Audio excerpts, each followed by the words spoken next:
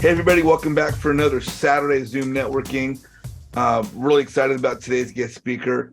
Just a great guy. He's a good friend of mine, I'm honored to say. He's out of Pace Morby Sub2 community. He's back to speak with us again. You probably heard me talking about Pace Morby and about Sub2.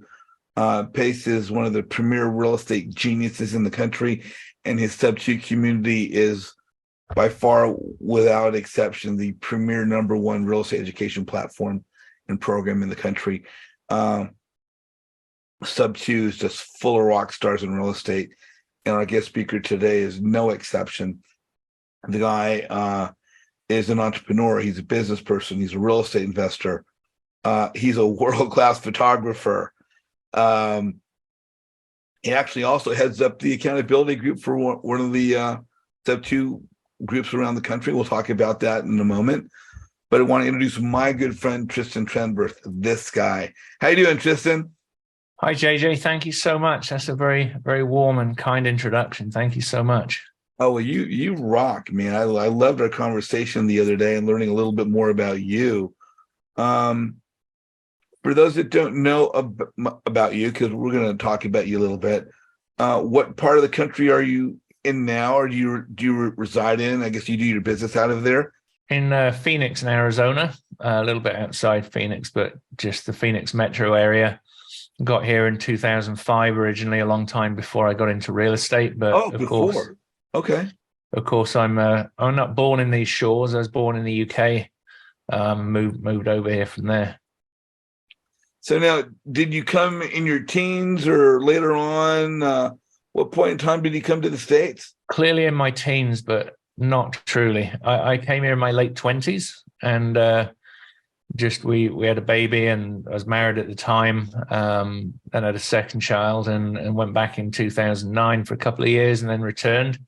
And life got me into real estate probably towards the end of 2018, 2019. I discovered a bit of real estate, really got my feet wet in there in middle of 2019. Yeah, that was not too long ago. What did you do before you became a real estate investor? What was your career path before real estate? Would you have a W-2, a 9-to-5 kind of thing? Yeah. So I came originally into the hotel trade, spent 3 or 4 years in that in the UK. Then technology had really got my interest, and I transitioned into technology and spent about 20 odd years in systems engineering, and then transitioned into security architecture in the last 2 or 3 years of my career over here. And that's where I left it a couple of years ago now. Wow. So I like to say, so you're not just a pretty face. Well, usually, but yeah, not always. Not always. Hey, one thing I wanted to talk about before I get into the real estate thing is like the photograph behind you. Yeah. I love music, and I found out you love music. And not only do you love music, but you're like a world-class photographer, and you take shows at events. And tell us about your photography background a little bit before we get into real estate. Sure. So my brother had a camera when I was young. He's 8 years older than me at the time. When he got his, it was back in, I don't know, it's probably the 80s, I would imagine, probably late 80s. Got a 35mm camera. I didn't really go out shooting with him, but just saw some of the pictures he'd taken. And my dad got into photography later on. And back in 2012, I was playing the saxophone at the time and really enjoyed the musical scene. I imported some products from Europe, which were basically wall mounts for musical instruments. And I bought a camera thinking that I was going to take some promotional photographs and that kind of stuff with just the static mounts. I was very wrong. It was much more complex than I had imagined, and ended up taking the camera out to, photograph some landscape stuff and then some rock concerts. And that's where really, my love of photography really got deeper. Always loved people, as you already know. So photographing musicians in action was just a thrill. Then photographing, in studios and elsewhere, taking lighting out onto locations, and just photographing people, places, and I shortly got into storm chasing in the monsoon season. We'd go out, a couple of us in a car, lightning trigger, and go out and photograph the lightning, the storms, the beautiful energy that was going on. And also some astrophotography as well, doing some time lapses out in the desert with, foreground of saguaro cacti or different scenes like that. How cool is that? Yeah. I was in photography a while back. I learned how to do some developing back in the days when it was in digital. I guess that's kind of dating me a little bit, but yeah, and I've always had a love of film. So now that's again and music. So those are more commonalities. And again, we talk about, in real estate, building relationships, and that's building rapport. Building rapport is building the closeness, and we build rapport by finding the commonalities away from real estate. Yeah. Because the one thing we do, we're all into real estate. That's the given. What are the other things we do that allow people to connect with us? So let me ask you, I know you're in Pace's community. That's how we met through Sub 2. How did you fall into Sub 2? We've all kind of got in there through a different way. How did you find out about Sub 2? How did you find out about Pace? And how did your journey go coming into this community? So, like you mentioned, relationships, rapport. That's something I managed to sort of build through, every aspect of my life so far. And I got into real estate after reading Rich Dad Poor Dad, which is probably where 70 or 80% of us have got into the game. Just changing that perspective on the asset versus liability perspective. With looking for things around Rich Dad, Google's then served me up Rich Dad Education, which was Elite Legacy at the time.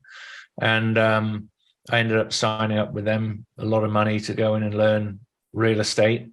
And I was probably in that for 6 months or so, and just being in Phoenix, expanding my reach, building those relationships, getting to know the people in the area, the people that are doing business here. I actually went to an office where Pace Jamil, Brent Daniels were, but I didn't know them. I didn't know who they were at the time.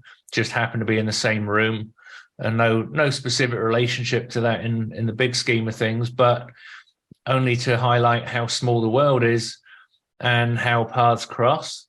And then later on, when I started seeing some of Pace's content, then Jamil, Brent Daniels, then, I learned the relationship with Batch, which was where the office was that this event was, that we're in the same room, but not knowing each other. Just became familiar with Pace's content that he was doing before he even started Sub 2. Went to 2 or 3 a couple of office visits over there. And, he was announcing the start of this Sub 2 mentorship that he was doing. So, I think that there weren't really many people watching. There were 300 or 400 people in his free group at that time. So that's how small it was. And now we've got 80, 90,000 people in there at this point within 3 years at this point.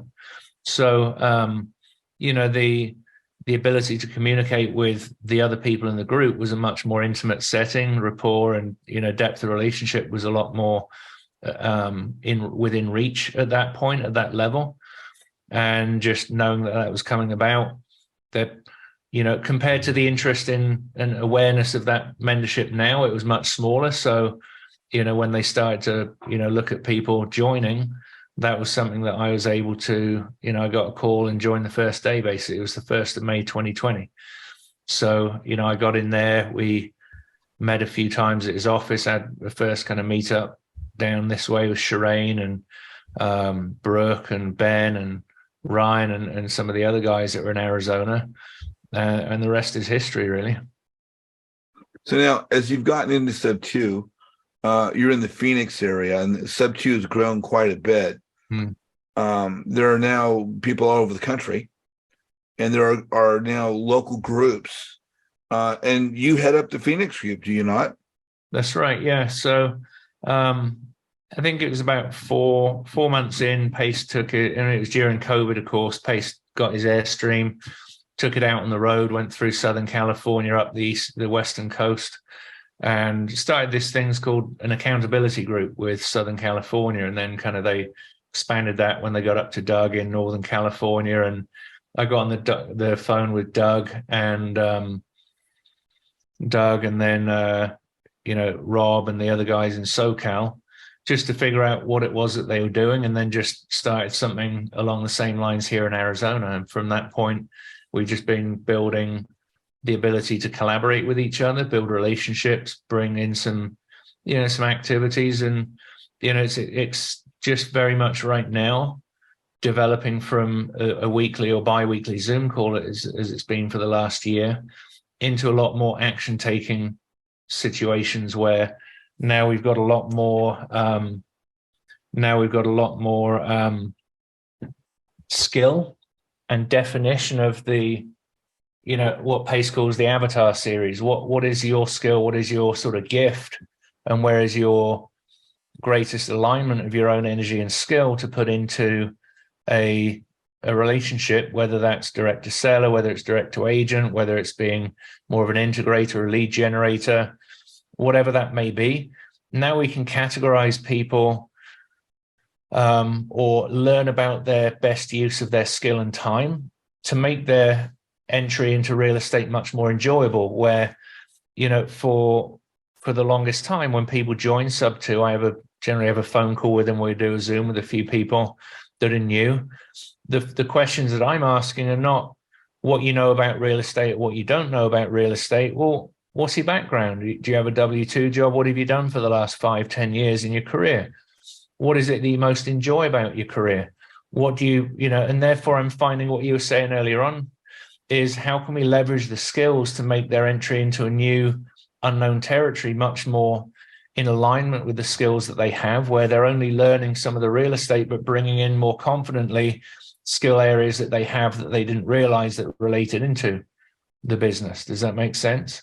Oh, yeah. So, going from riding a bike to driving a car, you learn balance on a bike, you learn direction, you learn navigation. So when you jump into a car in the passenger seat, you can already find your way to the local grocery store, directing somebody that doesn't know, or participate and collaborate with that person that's driving the car to get them to where they need to be. And you've already got a skill that translates into what your common goal is together. And very much so with people who join, get into real estate, myself included. You think you got to do everything yourself. You think you've got to be a wholesaler. You think you've got to be a closer. You think you've got to be a lead generator. You've got to wear all of these hats. Whereas if we break it down into our skill sets and align with people with different skill sets that can align together, then we can get somewhere much more quickly. It's not 10 of us trying to do 100 things at once and making maybe one step in a year, instead of making 100 steps in a year in concert with 10 other people. Does that make sense? Oh, yeah. Yeah, it does.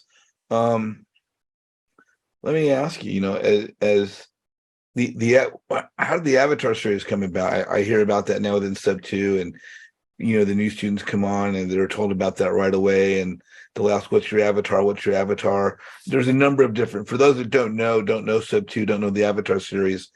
How does that work? What could people, if they're looking to join Sub 2, expect to encounter when they're hearing about that? And then maybe what are a couple of the examples of different types of avatars?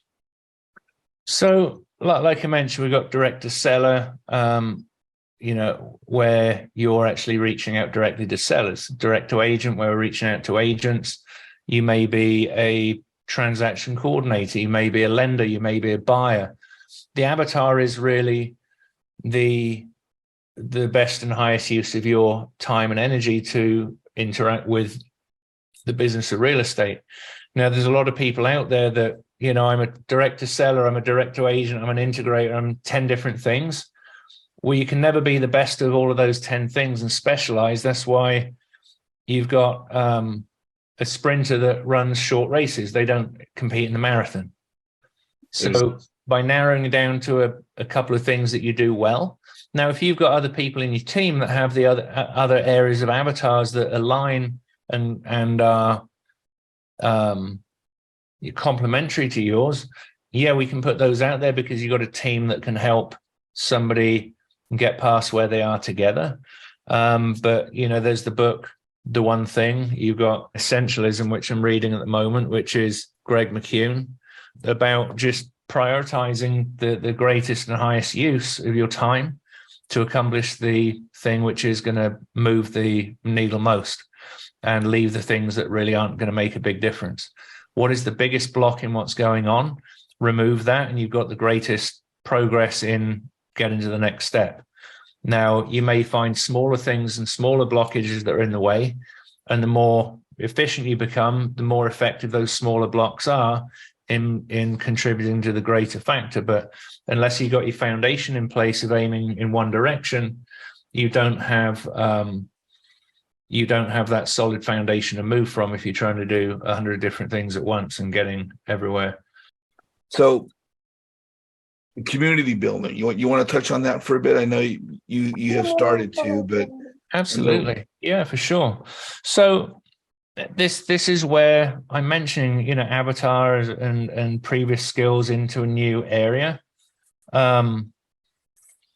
So the accountability group was where I really sort of had the foundation of a community, really, of bringing people together to collaborate, to do things together, to work together, and bring greater results. So what is a community? A community could be defined in a number of ways, but I look at it from a perspective of it's a number of common people, common relationships with connection and knowledge that can serve one another in a reciprocal fashion. And it's not necessarily not a transactional relationship. Transactional relationship, you go to the store, you give them, $5, you pick up a case of soda or whatever it is. That's a transaction.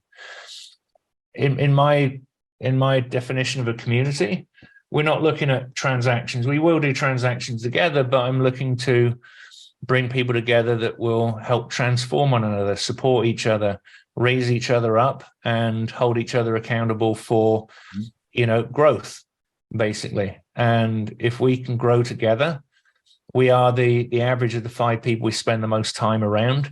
That could be family, it could be, high school friends, it could be whatever else. But do you notice that in most cases, we outgrow those high school relationships pretty soon after high school, because we grow in ourselves, we grow in business experience, and not necessarily in the personal growth sense of doing work with ourselves in personal growth, but it's just an evolution of us as a personality. Our interests change, our awareness of what's out there changes, we move away from our hometowns. And not to say that it's a bad thing to be friends with people you went to high school with, or that there's a problem with friendships with people from past lives, if you know what I mean, in this life. But at the end of the day, what are the people around you doing? Are they lifting and supporting other people and encouraging them? Are you able to lift and encourage those people around you? And if it's something where you seem to be a bit different from everyone else around you, because you strive for success, you strive to, be a different person than you were last week, last year, 10 years ago, there's a huge difference in people out there. It doesn't make people wrong, but we're just looking to surround ourselves with that community, those friendships, those business relationships, and environments where we're strengthening each other, we're strengthening those outside. We're never pushing anything upon anybody, but we can strongly, encourage people and support them in stepping outside their comfort zone. So that's where I lead the Arizona group, and I now, as a result, lead another group of about 500 people plus in Arizona, and I've also helped seed groups in Southern California, which JJ's a part of, and also Tampa in Florida. There are some other ones that we started to look at. They didn't really take off, unfortunately, but some things will succeed, some won't, and it's the decision to leave some things behind which don't work and step into those things that are working. So from that perspective, it's a collective of people with common goals, and that could be a church community, it could be a real estate community, it could be a support group for maybe your kids have got a medical problem, maybe you've got a medical problem, but you see growth and support by being around people with a similar mindset and a similar purpose. You are so, Justin, right on target with a lot of things, that relate to what we're all doing in real estate. When we're involved in real estate as investors, we're studying, we're working, we're building relationships, we're focusing on a business. We don't have a lot of time to waste on things that aren't business related. We have to find time for family, find time for our friends, things of this nature, of course. But as you say, people that were friends from high school 20, 30, 40 years ago, where it may happen to be, if they're not in the same mindset and the same focus of being positive and proactive and working towards our future and providing legacy for our family, we find ourselves stepping away from those people because we want to surround, we just naturally drawn to people that are of the same focus that we are. And as we do that, we find we are now surrounding ourselves with people that have the same mindset. And then, like, what came first, the chicken or the egg, as we're then all on the same path together. But I think what you've done with the communities and helping other communities and creating and leading within Sub 2 is obviously phenomenal. It's why you're so respected by PACE and all the other powers that be. I had a chance to meet you, I don't know, the third or fourth time. I know that we've met now, but we met at the mastermind. And it's awesome to see the rock stars together. And obviously you are one of the rocks. You're one of the solid rocks of the rock star community. I say it all the time. When we get into real estate as investors, the education's great, the curriculum's great, the things we're learning are all fantastic. But the real gold, when you get into a real estate community, particularly when you're paying thousands or tens of thousands of dollars to be a part of some of these communities, the real gold is the people that you meet. Yeah. And if you're in these communities and you're not building relationships, you're not networking with intention, you're not looking for the people that are providing value, saying, I want to get to know these people, then you're not maximizing the benefit of what's in front of you. You cannot be successful sitting in the stands. You need to get into the game. And that means meeting people. And I've been blessed to meet this man, Trystan Trenberth, who is not only, he's highly respected. He's a rock star. He's a real estate genius. He leads his community, but, he's a nice guy. And he's got a great personality, and he's one heck of a photographer. It's about learning who the people are, guys, that you're networking with, and honestly, genuinely building relationships. I wanted to turn into real estate a little bit, and there are so many different aspects of it. But what I wanted to talk to you about would one of the first things you said you wanted to discuss today was wraps. And for those that are maybe watching on YouTube right now, maybe they're new to the call, they haven't heard this, because I hear it all the time. God, I didn't hear it till I got into the community. So as we get into it, maybe a short, brief foyer into it. What are wraps for people that don't understand that concept in terms of real estate investment? Cool. So thank you. So a wrap is a wraparound mortgage. And there are many things that you could equate this to. I've had a couple of analogies that I've come up with over the last few months, and trying to make it as simple as possible and relatable as possible. It's so a wraparound mortgage is a document which encapsulates an existing piece of debt, which is a promissory note and deed of trust, or a mortgage note, depends on what state you're in, because it's truly a deed of trust and a promissory note in Arizona, but in, I think, Florida, it's actually a mortgage note and a deed of trust. There are different documents depending on the jurisdiction, but let's just go with an easy terminology and just say that this house has got a loan for $300,000 at 3% interest and a 30-year term, 30 years to pay it off. So a wraparound mortgage is when I might sell this house with the existing mortgage in place, subject to, and I'll create a new mortgage that wraps around or encapsulates that other mortgage, so that the wraparound mortgage is now subordinate to the underlying lien. And the word subordinate means it's in second position. The let's call it Chase Bank has the mortgage in the first position with 300,000. This would be a second position lien, but it would encapsulate that first position mortgage. Now, there's many ways that we could structure the wrap, but ultimately, in the most common context that we're using right now, is that the wraparound mortgage is a level of protection for the seller to be able to go and buy another house. But it's also, if we structure it in a certain way, which I'll explain a little about shortly, is that if the due on sale was called, the bank says, hey, Trystan, you sold the house, we want the money back. If I structure this note in a particular way, and I'll explain more in a moment, I could sell the wraparound mortgage to a note investor. He would give me the money for the principal that was left on my wraparound mortgage, and I would pay out the whole Chase mortgage, but my wrap now would be in first position because I paid out that underlying debt. That means that the due on sale goes away because it's paid off, and now I don't own that note anymore. I've sold it to a note buyer, and they're now collecting the principal and interest on that note. Does that make sense? It does. It does. So we could look at it in another way. Imagine you go to the grocery store and you buy a tomato. I might say tomato, but that's probably more like you guys would call it, a tomato. So Fry's buys it at 10 cents, but they're selling it to me at 20 cents. So they're wrapping the price of their original purpose, their wholesale price, and they're selling it to you at a profit. And that, in this situation, is what I would do with a wrap, is to take the underlying tomato and I would wrap it with my price and I would upsell it and charge it and sell it to somebody else. Does that make sense? Yeah, very much so. I think that's a simple way of putting it, but there are very many ways.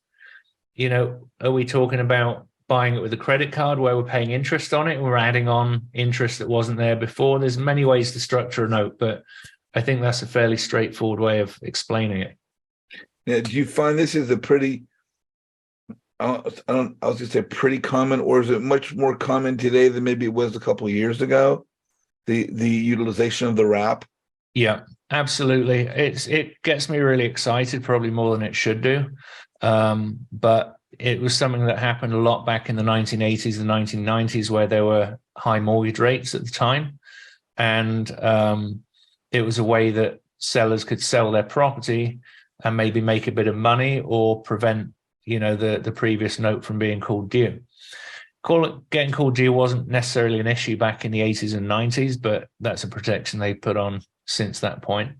In the modern day, we're using wraps because now, with the advent of the declining market, or at least the market isn't accelerating as it was, people are buying houses and they don't have equity in the property to be able to sell. Especially VA loans and FHA loans. Government-backed loans tend to be a higher risk of the decline of the market, because with VA loan you can put little or nothing down on the loan. They then add the closing costs and the origination fees for the loan onto the back end of the loan. So say you bought a house for $500,000, you've got 3% closing costs, you got another $15,000 to add on to the mortgage to pay interest on, and your house was $500,000 in the beginning. So day one, you're actually underwater by, let's just say, 10% for the cost of sale, which is 6% realtors fees, 2% closing costs, maybe 4% in concessions. And you got this other $15,000 on top. So you're already down $65,000 underwater as soon as you buy the house. So example, in Buckeye, some people bought a house 8 months ago. Their military orders came in, they've got to move to Missouri, and they've got no equity in the house. They have to write a check to sell the house. Of course, they don't have $65,000 sitting around to facilitate selling the house. They want to go and buy another house in Missouri. So the option available to them is sell me the house. I will buy that house and I will sell it on a wrap where I can put maybe $5,000, $10,000 in their pocket where they don't have to come out of pocket. And I will wrap that mortgage so that the deed stays in their name, and we can structure that in many ways as well. But effectively, I'll wrap that mortgage and sell it. They have 3% interest rate. I could sell it at 5, 7, 9% interest rate, so that it's an affordable payment for a new buyer. But I can wrap that and add my own terms onto it. Same as Fry's would do in the tomato. They would sell you the tomato for 20 cents instead of their 10 cents they bought it for. And they might say, oh, would you like a Fry's store card? Oh, yeah, I'd love a Fry's store card. Oh, well, that comes at 24% interest rate. So by the same term, I can add on my own interest because I'm selling it to somebody else and make what they call an arbitrage on the interest. So if I charge 10% interest on that wrap note, the bank would be receiving the 3% interest. I would be collecting 7% and just putting that in my bank as free and clear cash flow until it was paid out. Now, I have a question about documents and transactions and attorneys. Sometimes we want to have attorneys review our paperwork. Yeah. And, when you're a real estate investor, you're going to have a team. It's going to be your title company, title escrow, usually one and the same. Your private money lender may perhaps have a contractor, but usually we have access to or someone that we would know would be like a real estate attorney. How do attorneys see wraps? Is it something that they're familiar with or not familiar with? And do they need to get involved? Do you want an attorney to review paperwork if you're doing a wrap? And maybe for the new investor, how often should an investor have an attorney to review paperwork before it's processed? I would suggest, that before you use any paperwork, that an attorney reviews it specifically for you and your company, because just because your friend used the paperwork doesn't mean that your company and your entity structure is necessarily in alignment or compatible with the paperwork that you have. There might be some very small nuance or a change in the law since your friend had it looked at by their attorney, and something's changed where you may leave yourself open to liability. So as far as wraps and those types of things, most real estate closing attorneys, where you got closing states, they'll be familiar with wraps, but they may just be, let's look at the tax code. The first 33 pages are about how to pay tax. The other 77,000 pages are how you don't have to pay tax. So they may have just done the very, quick, brief intro to wraps during law school, but they may not have gone into the depths of how do wraps relate to due on sale clause, how do they relate to other, potential liabilities and considerations. So you need to make sure that you get an attorney. In most cases, title companies or escrow companies have an attorney that works for them. They may not be willing to create the note for you. In some cases, they will, but they won't necessarily have all of the terms that I would want in my note. So I've got a note myself, which I use for sellers, and I've got a different note that I use for when I buy a house from a seller, and I'm able to use that note. They're a very different structure for good reason. So, I know in Texas, we've got Scott Horn, who's a very, very well-known real estate closing attorney based in Garland, Texas. He's probably one of the foremost minds on creative finance. He would be one of the best people for Texas to review your paperwork. And I would suggest you look at using them for the transaction themselves. He's got an escrow company. There's Tiago Title, I believe, that are also based around Austin. They're very good at creative finance solutions, but some states will require an attorney prepares the document. Other states aren't quite as rigorous as that. I know Missouri, you have to have an attorney draft a note. You can tell them the terms that you want, but they have to structure it. You may send them your note and say, I want you to use my note and either approve it, adjust it, amend it, and we'll go back and forth till we get to what I need from the note, but it also satisfies your oversight of the document. And that's very important to do. But it is really important not to just have somebody review your documents, but you need to know that document inside out. You need to know what every line means. And that comes back to when you fill out the contract with the seller. A lot of people will fill out a contract and just send it, which I do from time to time. My preference is if I can get the seller on a Zoom call, I'll fill the document out with the seller, not necessarily notes, but the contract, so I can go through every objection that comes up. I can say, hey, JJ, let's just go through the document. We'll fill it out as though you're buying the house. And I'll point out those places that I mentioned when we were negotiating. Oh, I mentioned about we're not paying off the loan. It's subject to. This is the section that I mentioned. And you point out those areas, and it really gives you a lot of credibility with the seller because you're highlighting for them where their concerns were, and you can explain exactly what those clauses mean. And, there's possibility you can change those clauses slightly. I've done that for a seller a year and a half ago. I paid my attorney to make a couple of changes. We had a call with the seller, and we happily made those changes because that was what was necessary to get the deal done. So don't be so stuck on your contract that this is the only contract I'm going to use, but just be flexible enough to know that if somebody wants something different, what is the reason for that? Oh, does that seem to make sense? Is that likely to benefit you and sellers in the future? Then we want to accommodate those things and be forthcoming. And that's also really helpful as well when you talk to a seller and you can say, oh, well, he used to say this, but based on seller feedback, we had our attorney look at it. I'm not offering to have an attorney review every single contract. That's going to get expensive. But if we can communicate, if they have objections, that we're able to be open to listening to them and working with them, that sets a much better tone to work with the seller, to know that you're flexible with them and you're listening to them. Geraldo Vidal, you are on with Trystan Trenberth. What's your question? I wanted to ask you, so does the sub-2 community teaches about all this note, how to sell the notes and prepare to sell it to a note investor and things like that? Sub-2 doesn't deal with notes specifically. There's a lot of, there's some information in there about notes, but I would suggest you look at Creative Dealmaker. I think it's Creative Dealmaker Live is the group with Nick Legamaro and Eric Sage. Eric Sage was the guy that introduced Pace 2 Creative Finance in the beginning, and he's a big note expert. Nick Legamaro is his partner in that education program. Nick's based in Texas. Although there's some talk of notes and things, and Sub-2 does cover such a broad area. It's not an area of specialist activity, but there are notes available if you're a part of the Sub-2 community to download and work with as a foundation.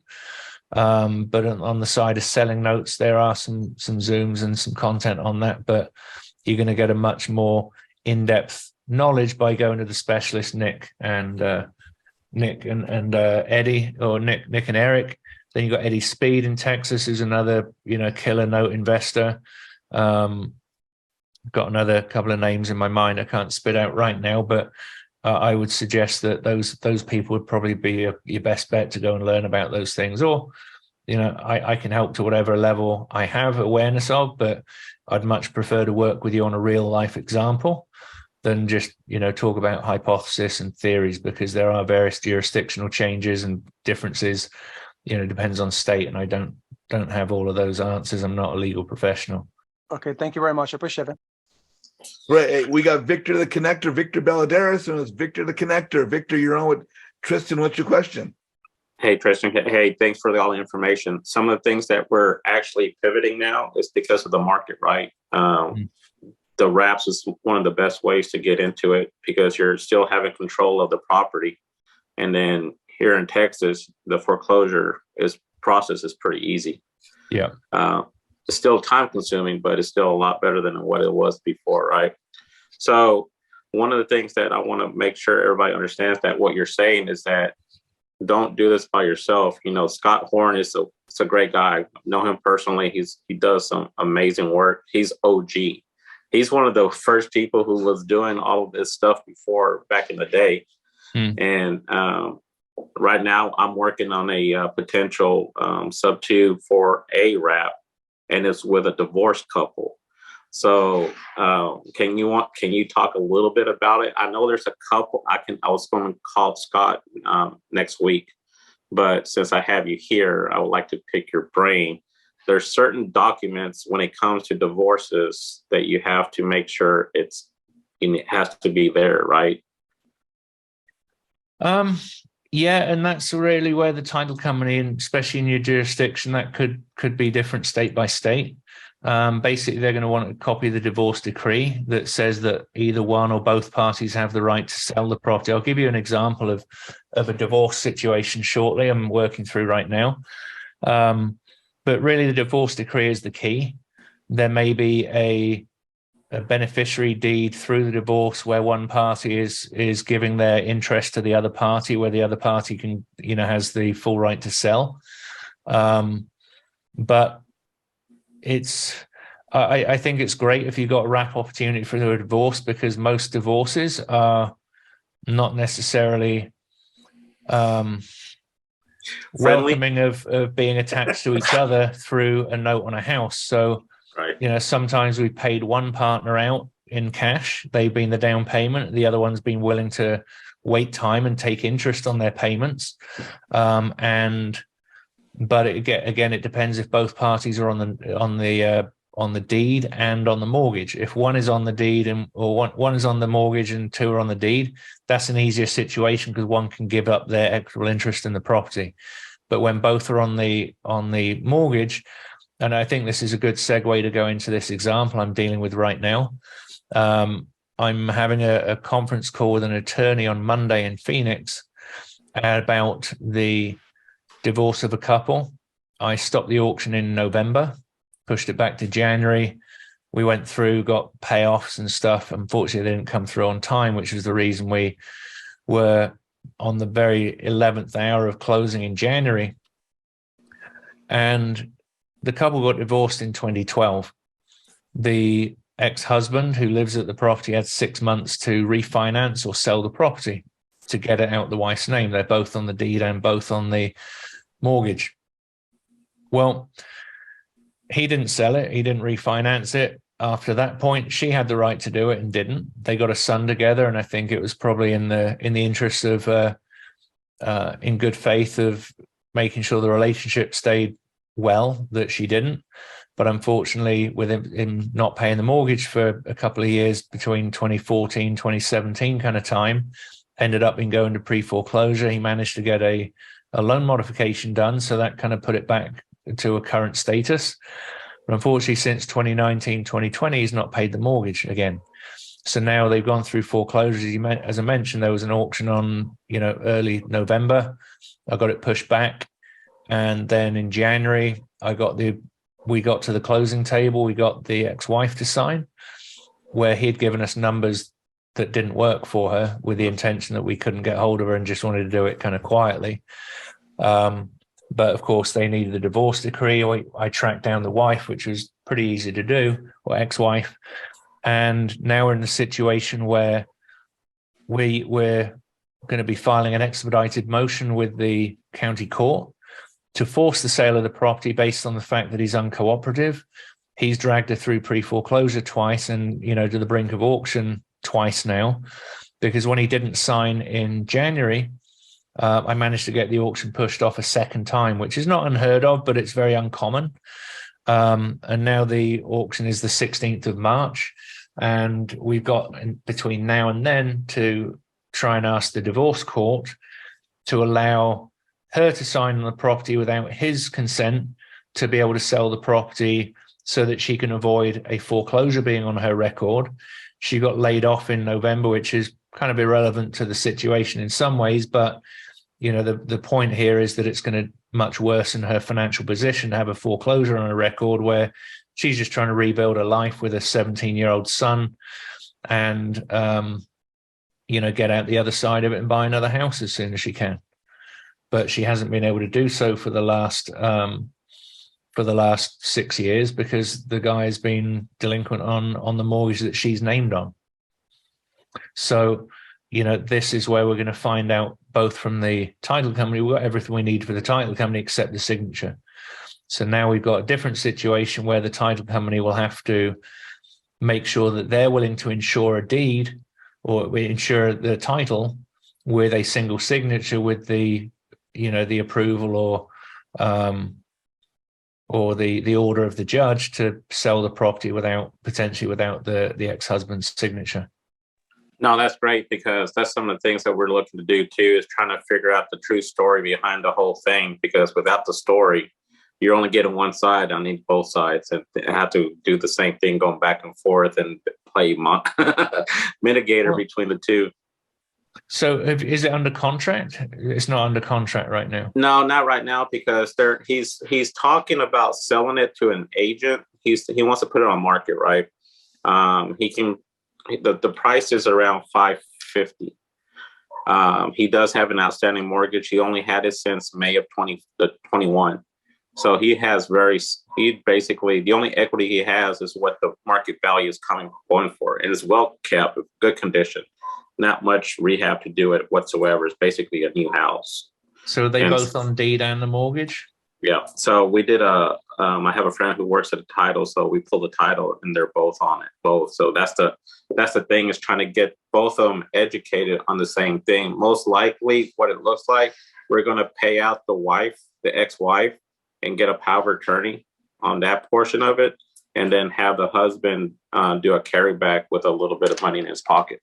So he's able to basically make more money down the line and do a balloon payment like 5 years down the road. So how much is the house worth? $550. It has a mortgage of $350. Oh, okay. Fair enough. Yeah, I mean, it has like a 200,000, a 200K spread, but with everything depending on, it looks like in good condition, but pictures can only do justice until you walk to it. Well, I think that if you can get both on board, that's great. It's unlikely somebody's going to want to leave their name on a mortgage if they're not attached to it. Do you know what I mean? Right. Is it a VA loan? It's not a VA loan. Cool. Then it's going to be fine for them to get another thing, but just in that divorce situation where one person doesn't want anything to do with the other person potentially. Mm-hmm. If that person, I don't want any part of that house. Yeah. Because when you come back with, well, if I'm abducted by aliens, yeah, you get the house back. Isn't that great? No, I don't want the fucking house back. I don't want anything to do with having to now sell the house again with this other person that was not involved in it. Do you see what I mean? Absolutely. I appreciate it, man. Thank you very much. You're welcome. Joshua, you're on with Trystan Trenberth. What's your question? Hey, Trystan, how's it going? Good to meet you, man. Good to meet you too. Thanks, Joshua. I was going to ask you, I've only had one wrap but I'm looking to do quite a bit more. The issue I had was an insurance thing. So I was just wondering, like, kind of how you guys handle the insurance and the changeover process between the sale and when you find your buyer. That's a great question. And, opinions vary on that quite a lot. I know Pace was originally teaching to have yourself added to the initial policy as an additional insured first, so that the bank then got the update with your entity name, and I'm saying name as far as the entity. They see the entity as another insured party in a secondary position. That way, you then set up a new policy with you as the primary insured and the homeowner or the mortgagee as the additionally insured. So you kind of reverse the positions, and then you give the bank the new policy without canceling the first one, so they get that on record. They see, they won't complain about having two policies. They might find it unusual, but it's not going to cause anything problem with the loan. But at least it gives them the visibility that both names are on there. Then after a couple of weeks or a month, whatever he was teaching at the time, you then cancel the initial policy. Government-backed loans, the VA loan, particularly the FHA, are going to insist that the insurance is collected through escrow. The reason for that is from 2008, 2009, tax and insurance weren't necessarily always collected with the servicing company. And when houses became empty, they became vacant, and people stopped paying the property tax. That's when liens were sold on the property, and then the banks would lose their position to tax lien foreclosures. So they would lose their $500,000 interest in the property by a tax lien sale that sold it for $6,000 or $5,000 or $20,000, and they'd get wiped out completely. So now they insist it's collected through escrow.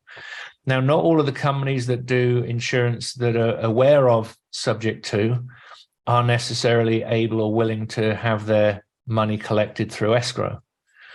So this is where over the last 2 or 3 years, I found a little bit of a challenge, because how do I eliminate one policy that's collected through escrow and replace it one that isn't, where the underlying loan insists that it is collected through escrow? And generally what happens is that we suck up an additional cost, and we just have ourselves an additional insured on the underlying insurance. We don't replace that policy. We just get an additional policy with us as the primary insured, and the seller as the secondary insured. Does that make sense? Or the additional insured. That way we never claim on the bank's policy. And it is possible that we could potentially reduce the coverage of the underlying policy that's being paid by the mortgage and have the coverage that we need on the other policy. That shouldn't cause an issue. But what I'm just doing is really just having a second insurance policy. It costs more, unfortunately, but it's a way that we know we're not going to jack up the underlying loan, and we're not going to cause an issue with, a lack of coverage, or a lack of coverage, or the wrong coverage, or, trip something that would probably likely cause due on sale to be called, Right. Yeah. The issue I had was, I was basically trying to switch over and do like the landlord policy or whatever, and, do the whole add the name on. And they were like, they looked up and saw the deed had already been transferred, and they're like, oh, you have a lapse in coverage, and that company doesn't do landlord policies, and you'd have to get a new policy. But since there's a lapse in coverage, you only have so many options. And I was like, oh my God, what a headache. So I was just like, what do I do to like prevent this from happening in the future? And then I was wondering, like, if you sell them, if you do like land contract wrap, or if you actually, transfer the deed and have that be, because then you're actually transferring the ownership, and the ownership has to, the insurance has to reflect the owner. Yeah. To be covered. So I put in here riskwell.com. They're a company, if you go on their website and look at the investors inquiry form, they've done some policies for me in the past. They're not the cheapest, not necessarily always the quickest, but they are a good company to work with. The guy Isaac that Pace initially worked with doesn't do insurance anymore. James Jenkins, who runs Riskwell, does. But look at some of the early Zooms, probably from summer of 2020, maybe later in the year in 2020. Some of those do cover insurance as they initially outlined what they were doing. I'm not saying that's the thing you should do, but just to get a bit more depth on how, why, and when. Do you know what I mean? Right. But ultimately, I would probably look at reducing the coverage on the underlying insurance policy and just making sure you get every bit of coverage you need on yours, Okay. Gotcha. Sounds good. Thank you. You're welcome. Polo Green on with us. Polo, how are you? I'm doing good, JJ. How are you? I'm great, man. You are on with Trystan Trenberth. What's your question? Yeah, thank you. What's up, Trystan? It's been a while. I remember exactly where I was speaking to you when I last talked to you on the phone. Yeah, it's been a long time. How you been? Good, thanks. Good. Thanks for coming on. Yeah, definitely. I had to come on, man. Show my support and then gain some knowledge, of course. I had a question on how you go about finding wrap buyers, and then what is the process you use to vet those buyers? Good question. I am working through improving that process myself. One of your best options is a realtor who specializes in finding seller finance buyers. They may be in an ethnic minority. I've got a guy, Frank Navarro, who Eric Sage introduced me to here. It'll be a bit more expensive for them to find the buyers, probably 2.5-3% for them to charge their fee to find the buyer. But what I find with Frank is that he knows his game very, very well. He's been doing it for 20, 30 years, and he's got a big database of people that he knows are looking for properties. They've got down payments. He explains if they're not sure how everything works for me. It really, really reduces my legwork. So it's of value to me to, cut a bigger piece of the pie for Frank. We still go through an RMLO, which would be like calltheunderwriter.com, which is a guy called Max. Here we go. So I just put that in call. I just put the E in there. So in calltheunderwriter.com is an RMLO. They are a residential mortgage loan originator.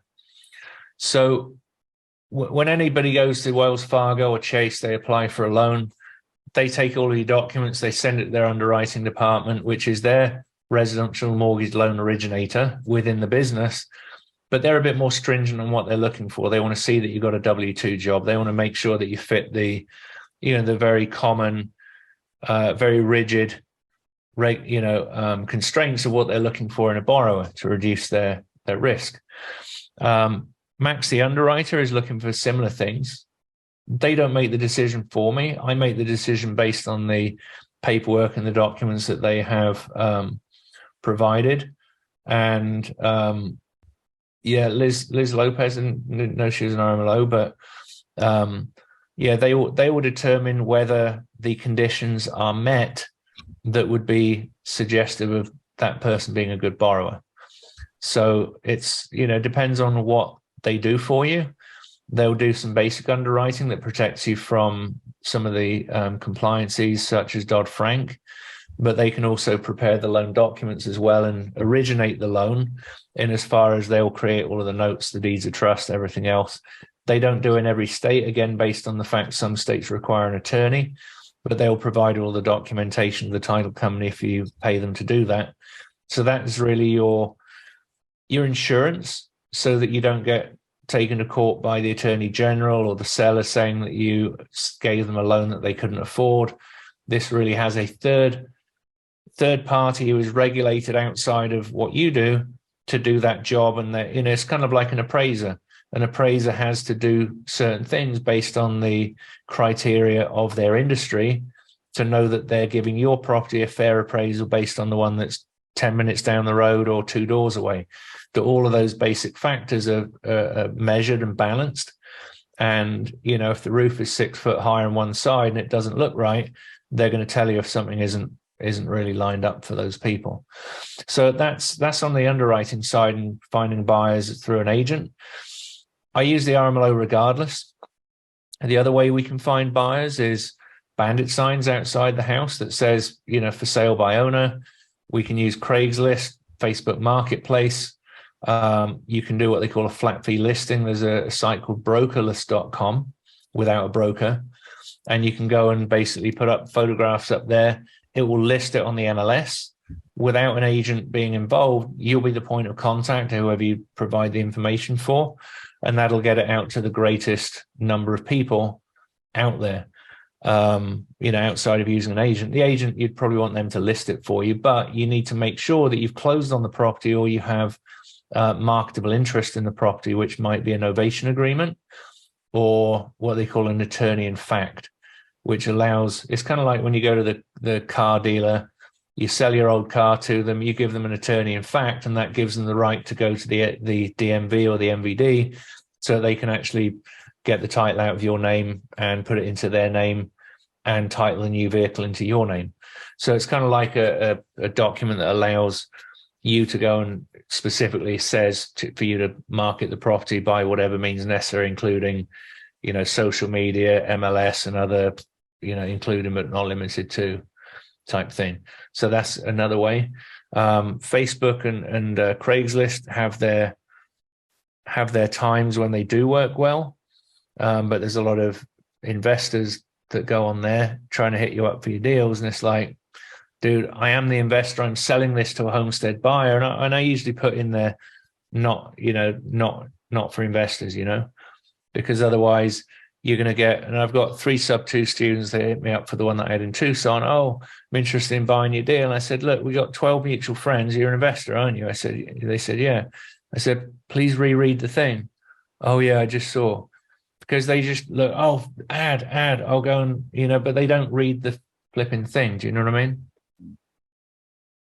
So did that answer your question effectively? Yes, it did. Thank you so much, Tristan. I appreciate you. And I would suggest if Greg has a second, he's a great resource. He's done a lot more seller finance properties than I have with his team. Maybe maybe he's available, a little later, or in the Q&A afterwards, or when he does his interview with JJ at some point, he would be a great wealth of knowledge for that.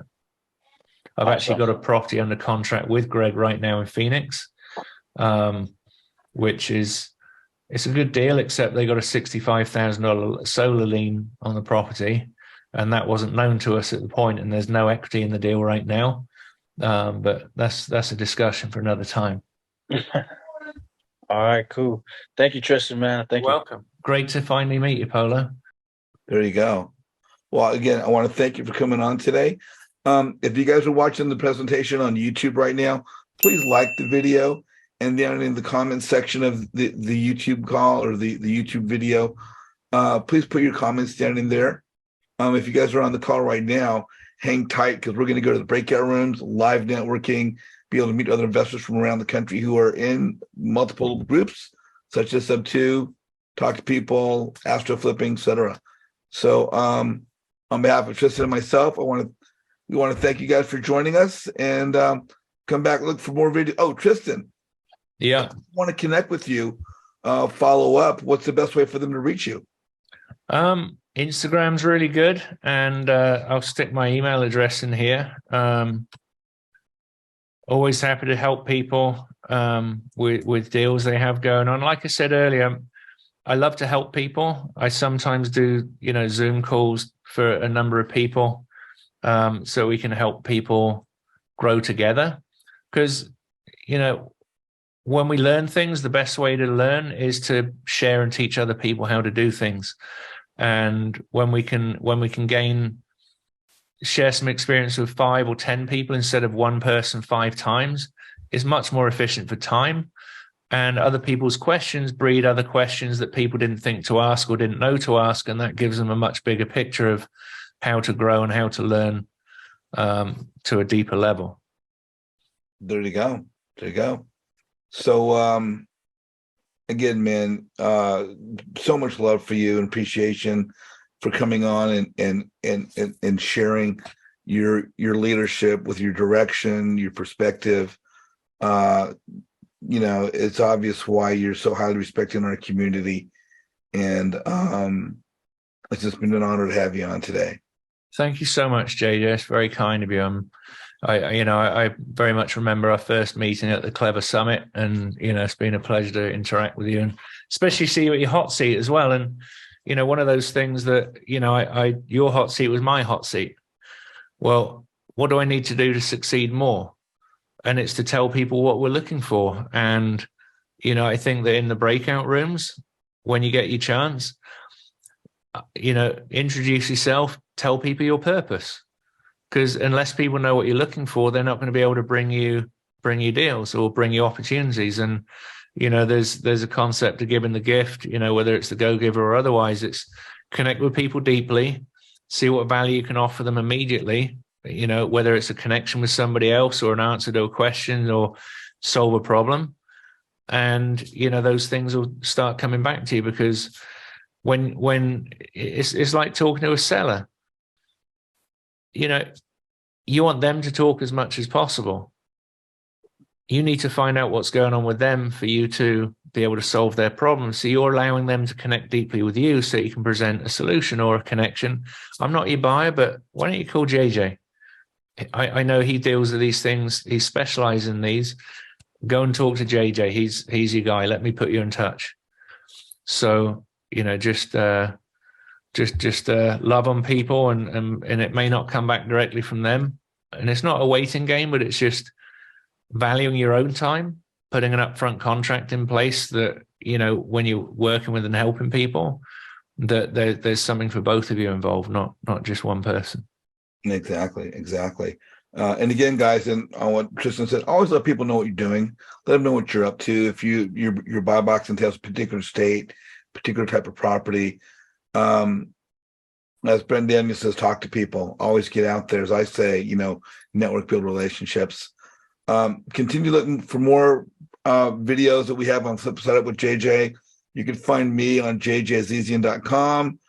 We have a website for our group, which is jjazizian.com. And we have a Facebook group for our networking group, which is JJ's Mastermind Networking on Facebook. So remember, guys, if you're going to send friend requests out to people, always send a message, introduce yourself, let people know who you are, and build your relationships and build your business.